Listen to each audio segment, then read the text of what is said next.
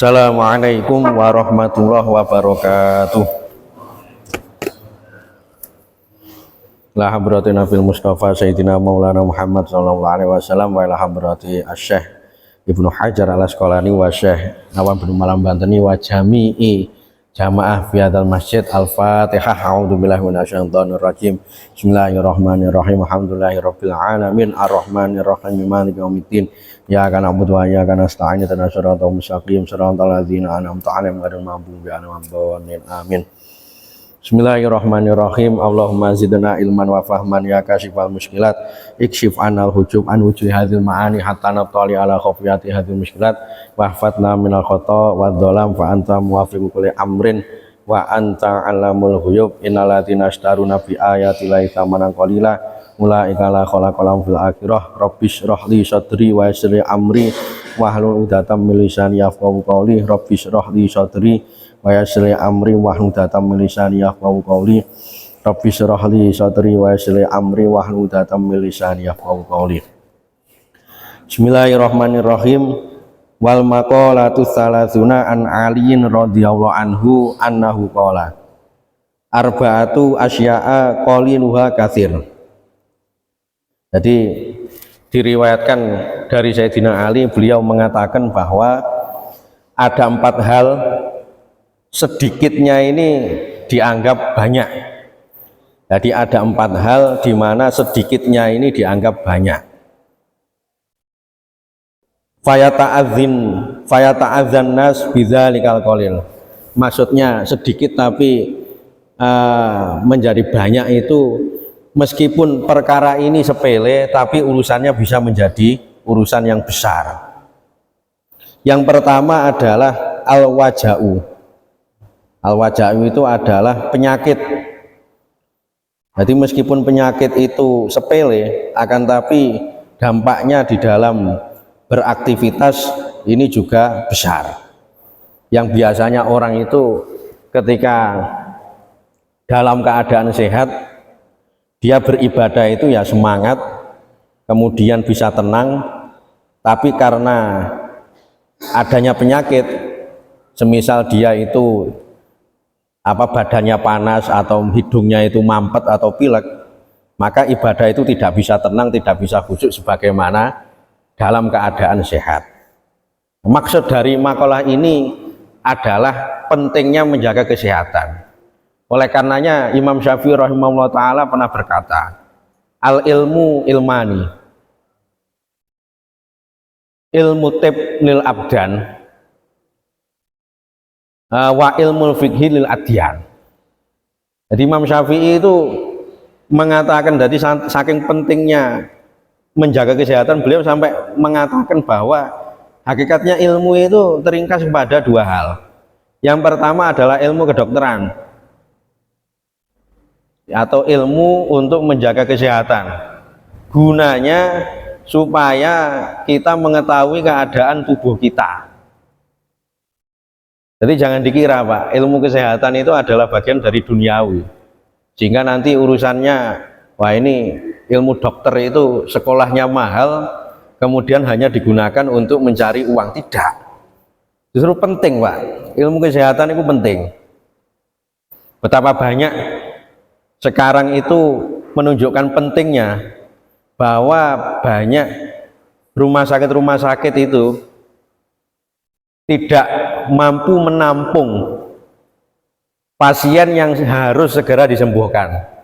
Panjenengan tinggali mawon, karena memang saya kemarin itu nggak mondar-mandir ke rumah sakit nggak, di IGD atau di instalasi gawat darurat itu ada yang harus menunggu beberapa jam untuk mendapatkan ganti atau mendapatkan perawatan cara bergantian.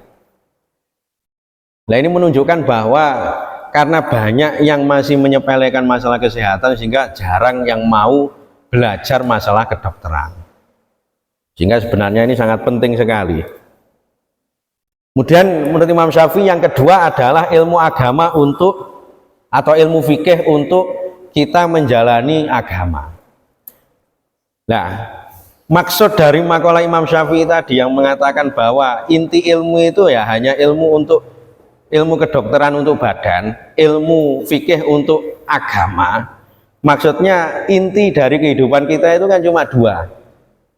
Kita itu ngopeni jasmani kita, yang kedua itu kita ngopeni rohani kita. Jasmani itu kaitannya dengan tubuh, kalau rohani itu kaitannya dengan pikiran. Nah ini harus seimbang. Kalau nanti nggak seimbang, jasmaninya ini nggak dijaga, ya akhirnya yang terjadi orang itu gampang terkena penyakit.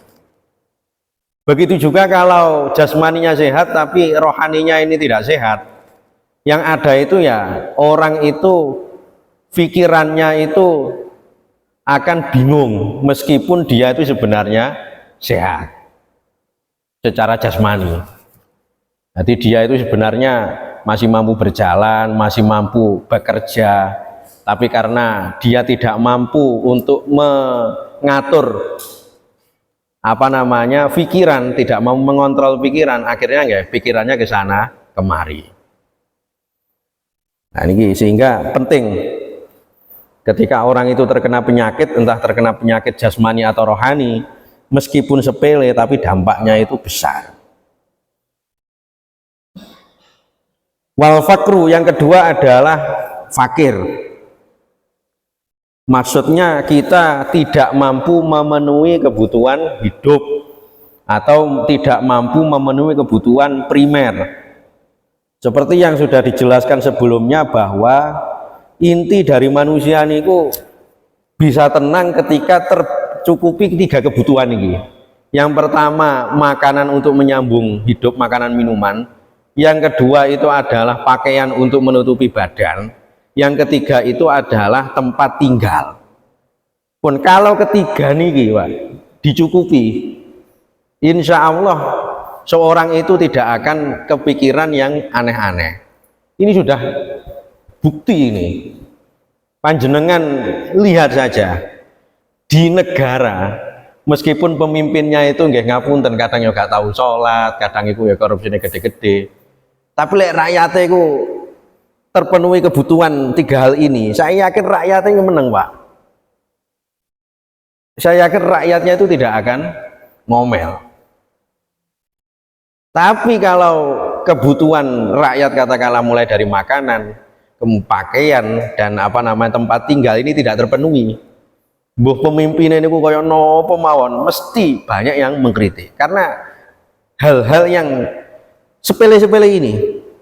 Jadi makanan minuman untuk menyambung hidup, pakaian untuk menutupi atau melindungi tubuh ini dari panas atau dingin, atau tempat tinggal ini mesti menjadi awal sumber permasalahan, meskipun kecil tapi dampaknya besar.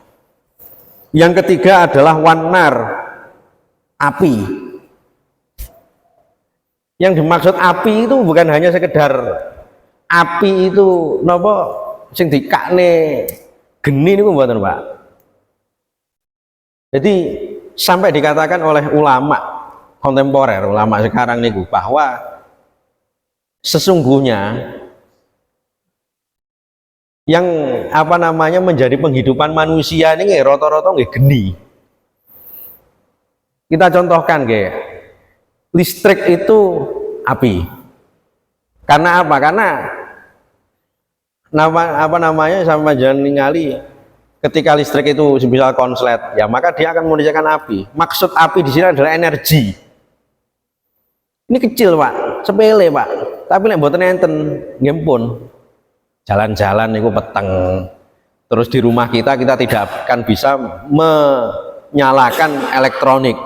Apalagi hampir 50% sekarang alat itu mulai dari kompor, mulai dari lampu, semuanya itu ya berbahan energi yang di situ sebenarnya adalah timbulnya dari api.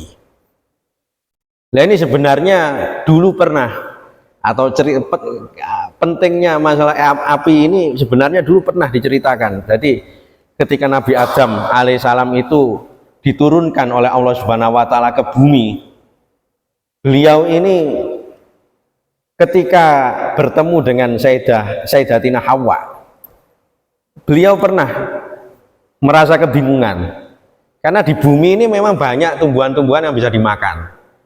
Tapi untuk mengolahnya itu harus pakai harus dimasak. Dimana kalau dimasak itu harus pakai api. Sehingga Nabi Adam pernah berdoa, ya Allah, ya mbok yo, saya ini bisa mengolah atau bisa memasak tumbuhan-tumbuhan ini. Saya minta sedikit api dari percikan api dari neraka. Lebasan ketika oleh malaikat itu diberikan percikan api dari neraka, akhirnya percikan itu malah menghanguskan permukaan bumi. Karena apa? Meskipun percikan api neraka itu kecil, tapi kalau diturunkan ke bumi ya bumi itu bisa hangus karena tidak panasnya dunia itu tidak ada apanya. Nah, ini menunjukkan bahwa meskipun api itu kecil tapi urusannya itu bisa besar. Sehingga dikatakan sebenarnya di dalam hadis An-Nas syuraka fisalas yang pertama, jadi manusia itu punya hak untuk menggunakan 3 hal. Artinya tidak boleh satu sama lain itu menghalangi. Yang pertama adalah anar, api. Yang kedua adalah air. Yang ketiga adalah kala, rumput untuk gembala atau untuk hewan gembala. Ini sebenarnya di dalam hadis menunjukkan bahwa manusia itu mboten angsal. Istilahnya kalau sekarang itu mengkapitalisasi atau menguasai secara pribadi. Sebenarnya semacam itu, Pak. Karena apa? Karena Allah menciptakan 3 hal itu, api, air, kemudian padang rerumputan itu untuk kemaslahatan atau kebaikan bersama. Sebenarnya semacam itu. Sehingga kembali lagi bahwa kebutuhan akan api, maksudnya di sini energi untuk menghidupkan semua alat itu penting. Saking pentingnya itu sudah dijelaskan di dalam makalahnya Sayyidina Ali. Selanjutnya adalah wal adawah. Adawah itu adalah permusuhan. Permusuhan itu ya sama, sebenarnya timbul dari urusan sepele tapi di situ dianggap besar. Dan ini kadang niku kita dalam hidup niku meskipun kita itu taat hukum, tapi kita kadang melupakan yang namanya attitude. Attitude itu maksudnya adalah akhlak. Sehingga Nabi Muhammad itu di dalam keseharian, Pak, yang ditampilkan di awal itu bukan masalah hukum, akan tapi di situ masalah akhlak. Karena kadang manusia itu gampang selisih karena merasa kurang diwongne atau istilahnya itu kurang diajeni. Sehingga Nabi Muhammad itu sering menjelaskan di dalam etika keseharian. Ini saya riwayatkan hadis cara terjemah saja, tapi bil makna bahwa afsus salam itu ketika kamu bertemu kepada orang entah dikenal atau tidak dikenal, awalnya dengan mengucap salam. Artinya kita menunjuk atau Nabi Muhammad mengajarkan kita ini care, istilahnya itu kita itu dapat ngeplek lah, kalau Jawanya itu ngeplek, akrab.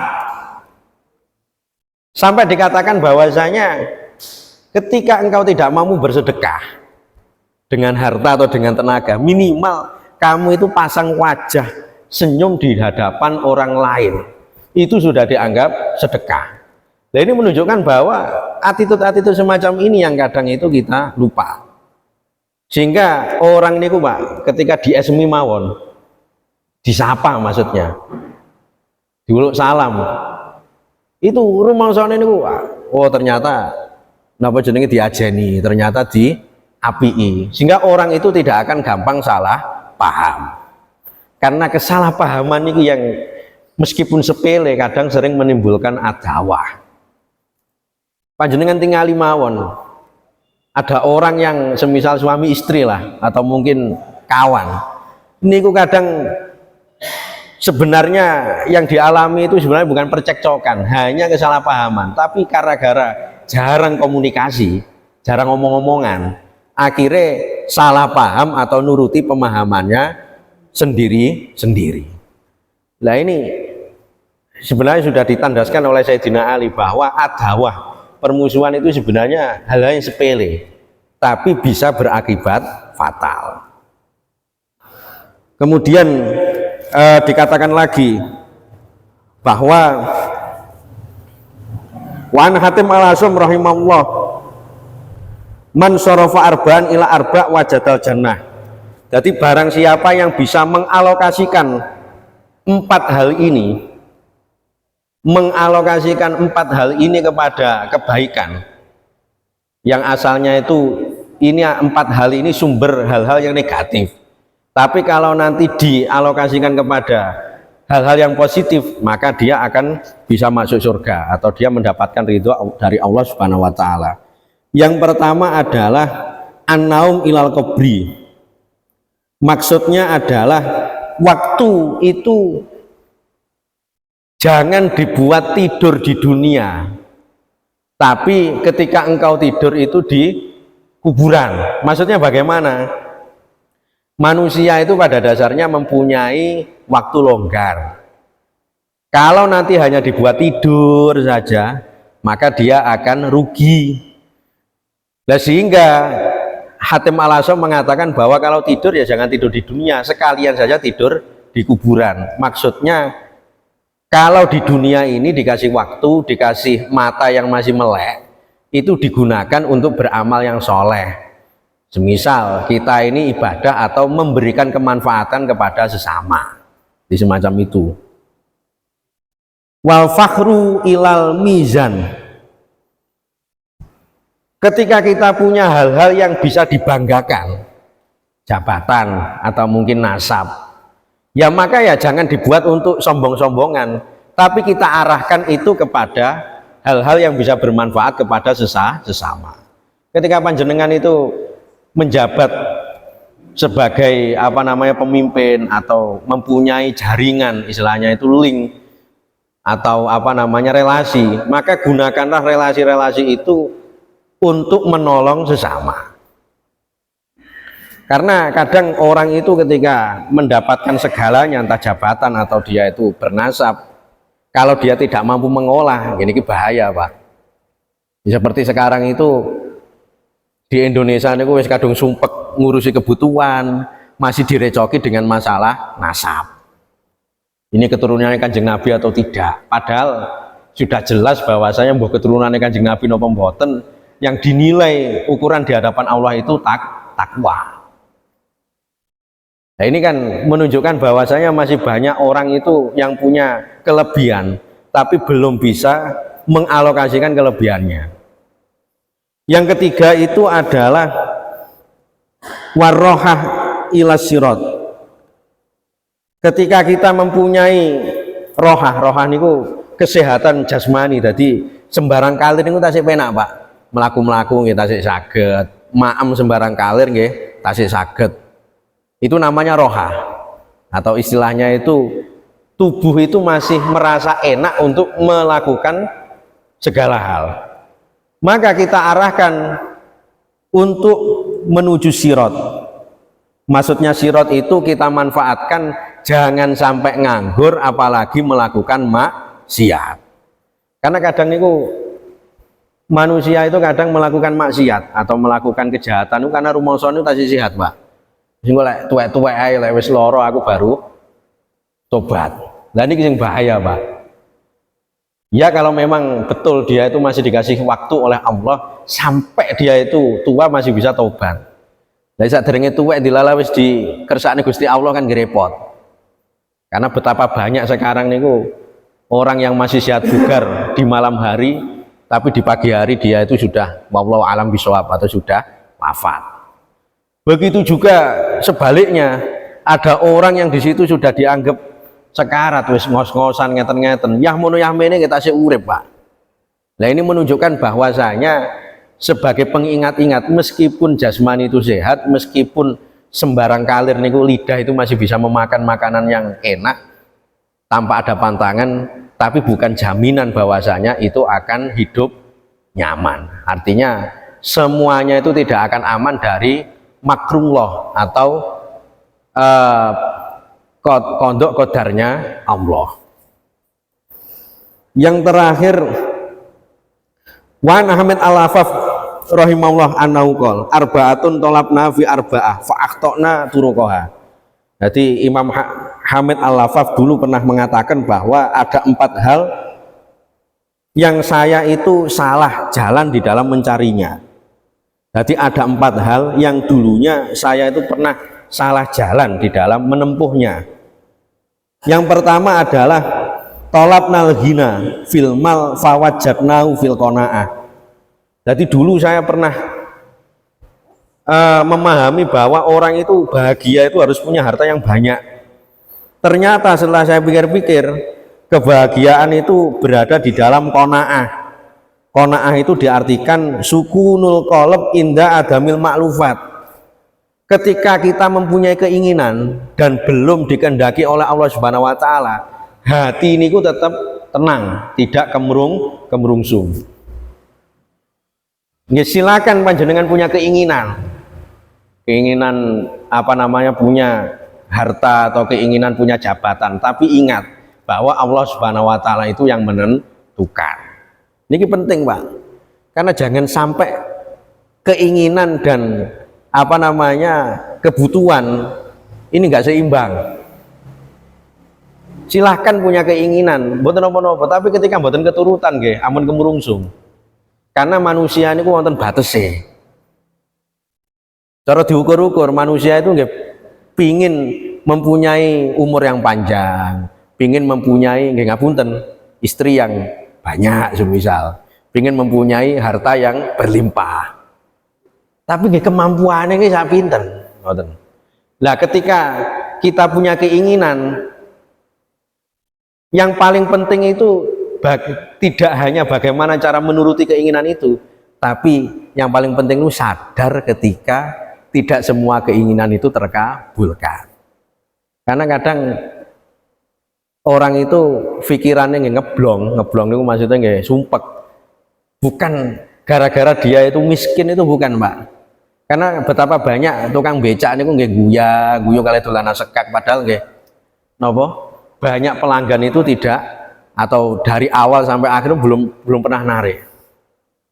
Tapi banyak orang yang kaya yang di situ sampai membeli dan minuman keras atau narkoba untuk menenangkan pikirannya. Itu membuktikan bahwasanya kebahagiaan itu bukan karena harta, tapi kebahagiaan itu ya murni pemberian dari Allah Subhanahu wa taala. Yang kedua, watolabna rohah fitarwah fawajadna fil kilah. Jadi yang kedua ini, saya dulu menganggap bahwa hidup enak itu ya ketika kita punya harta yang berlimpah. Ternyata salah. Yang benar itu justru pada sedikitnya harta. Loh kok bisa? Karena orang yang punya harta yang sedikit itu ngeten maksudnya. Income kita atau istilahnya pemasukan kita ini sesuai dengan kebutuhan. Ini yang paling penak, Pak. Lek kebutuhan kita sedikit tapi hartanya banyak, kadang pikiran itu nggih bingung, ini harta ini harus dikemanakan. Begitu juga sebaliknya, kalau kebutuhannya lebih banyak daripada pemasukannya, nggih luweh pindo niki. Lah mulane sinten ini Hamid Al-Afaf itu menekankan bahwa jangan berorientasi pada banyaknya harta, tapi berorientasi pada kecukupan harta atau cukupnya kebutuhan. Yang ketiga, watolabna ladzat fin nikmah fawajadna fil badani soheh. Dulu saya mempunyai pikiran bahwasanya orang hidup enak itu ya ketika dia itu bisa makan makanan yang enak, kemudian bisa tidur di kasur yang mewah dan sebagainya.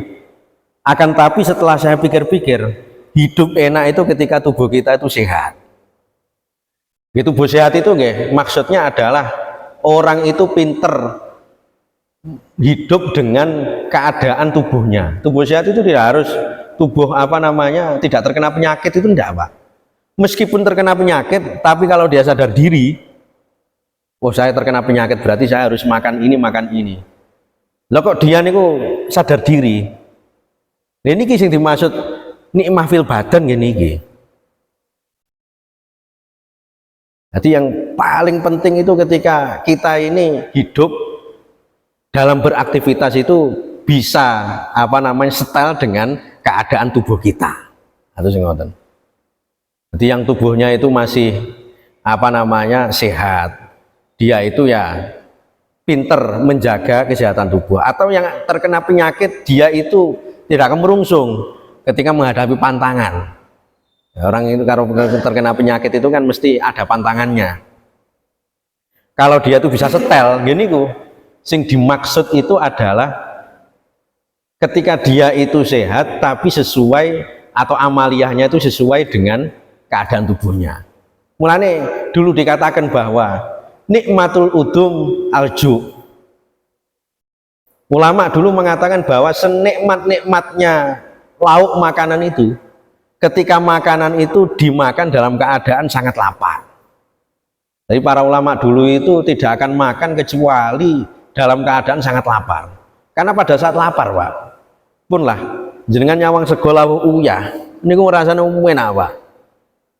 Nah sehingga lauk pauk yang paling baik itu bukan lauk pauk yang enak atau yang enak di lidah, itu bukan, tapi yang di situ dalam keadaan kita makan dalam keadaan kita tuh butuh betul. Harus ngoten. Yang terakhir itu wa talabnal ilma fi batni syab'in fawajadnahu fi batni ja'i. Dulu saya mencari ilmu dalam keadaan, atau saya menganggap bahwa orang itu bisa mencari ilmu dalam keadaan kekenyangan, tapi ternyata saya salah, dan yang benar itu mencari ilmu dalam keadaan perut itu tidak terlalu kenyang alias tidak kewareken. Artinya beliau mengatakan bahwa kalau beraktivitas makan itu sesuai dengan kebutuhan saja. Kalau perut kita itu diibaratkan apa ini jenenge gayung cibuk, atau diibaratkan wadah kecil, ketika nanti kemasukan sesuatu yang melebihi kapasitas ya akan tumpah. Begitu juga tubuh, ketika standarnya itu nasi satu piring, kalau kita makannya itu satu eblek semisal, walaupun makanan itu enak malah menjadi penyakit. Dan semua saja kita diberikan kesehatan oleh Allah Subhanahu wa taala, diberikan kenikmatan berupa kita ini cukupan dalam kebutuhan kita. Wallahu muwaffiq ila aqwamit thoriq. Assalamualaikum warahmatullahi wabarakatuh.